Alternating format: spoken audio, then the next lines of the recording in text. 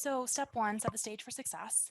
This is really just making sure that you're helping yourself read effectively as much as you can. So, minimize distractions. If you're the kind of person who is going to jump at every little noise, try and find a nice quiet place. If you're the kind of person who can't stand sitting in a quiet room like me, try and find somewhere where you have, the library where there's a low hum around you, or put on some classical music. Just whatever is going to help you get into that zone better. Read at a time works for you. If you're a morning person, it can be helpful to set aside the first little bit of your day to do some reading. Just knowing who you are and how you focus best can really help. Then divide the reading into manageable sections. Research has shown that the adult attention span is like 15 minutes if you're really interested in what you're reading. It's really low. Now, that doesn't mean you can't work for much longer periods of time. You absolutely can. It just means you don't want to work for that whole period of time straight. You can take little breaks that will really help you stay more engaged and stay in that active reading place. So just pay attention to like when you start feeling a little burnout and give yourself a little break. So take regular breaks. If you divide your reading into manageable sections, that supports the break taking, because you can say, rather than doing it by time, you can say when I've read to page 28, or when I've finished the methodology section. You can kind of give yourself goals, and when you reach that goal, it's time for a break. So there's different ways of breaking this up, but just be in a space that's comfortable, get a space that's going to, as much as you can, support you being an active reader.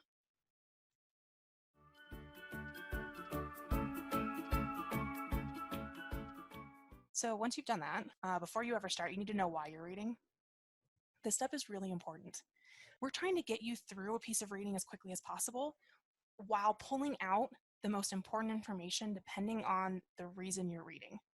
Now, that means that if the reason you need a source changes, like if you read it first for a class discussion, but later you're going to try and come back and do research for your thesis or your project from the same source, you might have to read through it a second time and do a second round of note taking. That second round will go a lot faster.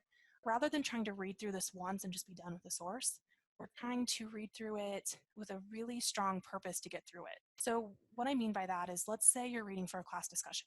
If you know that your professor focuses mostly on the big picture argument, like what is this person talking about, and how does that argument fit into the bigger purpose of the class, like how does it interact with other readings, and well, then those are the kinds of things you're going to look for when you're reading. That will shape what sections you spend the most time on. It'll also shape sections maybe you can skip. If he doesn't really care about the background and you feel like you have a good enough grasp on that situational context, maybe you don't read the introduction chapter as closely, or the background chapter, right? So knowing why you're reading can really kind of direct where you focus.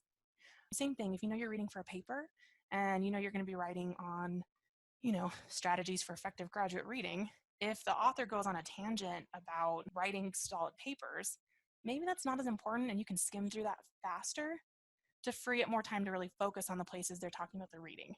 So knowing why you're reading really is important.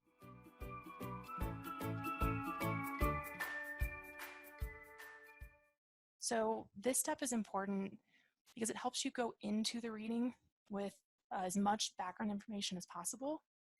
We're trying to establish a framework. We're trying to understand the source as a whole and actively be looking for places to fill in our knowledge base. So it's a very engaged process.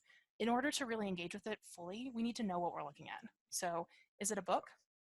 Now, I know that sounds obvious, but I have seen this mistake happen. If it's a book, is it written by, a handful of authors together as a collective and it's all on one topic and every chapter builds on the last? Or is it an anthology where every chapter is contributed by a different article and they're organized around a general theme? I have seen students assume that a book they're looking at is more of a monograph, and then it turns out it's an anthology. So just being very intentional, like what are you looking at? If it's an article, is it an article where someone did original research, or are they doing some kind of literature review or meta-analysis? So this is really just about slowing down and making sure you're very aware of what you're reading before you dive in. The other thing I really like to do before I start is research the authors. So who are they? Is this their main area of focus, or are they new to the discipline? Are they massively influential and they're definitely someone you should prominently focus? Are they controversial? that can be a good thing to know. You also might be able to find reviews. That's obviously helpful, right? You can read what someone else who's very educated in your field thinks about this and how it fits into the bigger picture. Just have a full picture of what you're looking at before you dive in.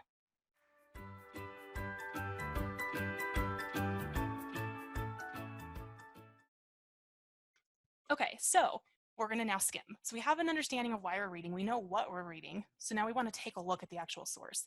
This should take 5-10 minutes, 3 minutes. I mean, it depends on how complicated what you're looking at is.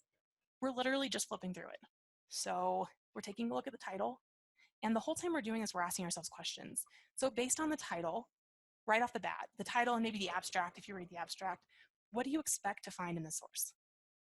When you're looking at the subtitles, are those subtitles what you would expect based on what you thought this article was going to be about or this book? Is there anything interesting? Like, does anything jump out at you and make you go, whoa, what's going on there? Or that's surprising? Or is it all really typical? Like, similar to 5 other articles you've read? Those are the kinds of things we're trying to figure out. When you come across a table, take a minute and review it. What kind of data are they displaying? And would you expect that? And what we're trying to do is come up with the big picture, like, what is happening in this source? And what are some questions we have? What are some things we want to watch out for or learn when we start reading? This whole process is about actively engaging and questioning the source and looking for the information you want to find. So if you're going to look for something, you have to kind of start getting that sense of what it is you're looking for. If they have images, what are they of? Are you surprised? And then I take a minute and I review the bibliography. And there's 2 reasons. One, we want to snowball our sources. So developing a list of other people you want to go read. The other thing you want to be looking at when you're flipping through the bibliography, are they citing other people you've already read? Are they citing anyone that you find surprising? What can you learn from the bibliography about your bigger topic? In skimming, can you figure out what the main argument is?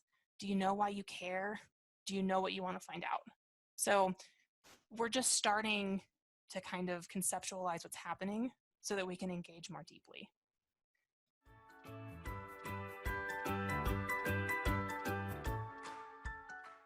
So once you've gotten to the point where you've skimmed your source, then we're going to read strategically.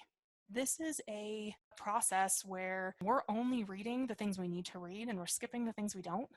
So with that in mind, to know what we can skip, we need to have a pretty concrete picture of what's going on. So I always start with reading the introduction and the conclusion. If it's an article and you have subtitles, that's like subsections, that's really helpful.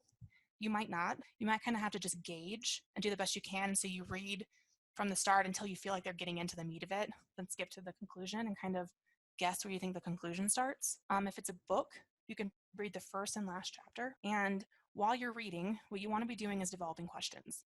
So now that you've read the introduction and the conclusion, if they're well written, they should tell you what they're trying to do and how well they think they did. And it might be that you read the introduction and the conclusion and realize that this source is not what you thought it was and move on.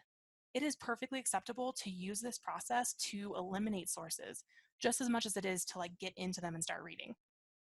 Now, once you've read the introduction and the conclusion, you have some questions, you kind of have a sense of where you want to focus. We're going to start reading those sections. If you're very comfortable with the topic and there's a big lengthy background section, I might just kind of glance through it and see if anything jumps out at you, but if not, more or less skip it and jump ahead to the method section or the first section that really you need. And then you can repeat this process. When you're in that next section, be it a subsection of the article or another chapter or a subsection of a chapter, whatever you're reading, start with the introduction and the conclusion. When you're reading the introduction and the conclusion, ask yourself, am I surprised? Based on what I know from how they set up this research, is any of this surprising? Do you need to keep reading? If you're feeling a little lost, then you can go back into that middle section and read it. And you just keep repeating this process as you move through the article or the book. And once you have all the information you need, we move on. We go to the next source.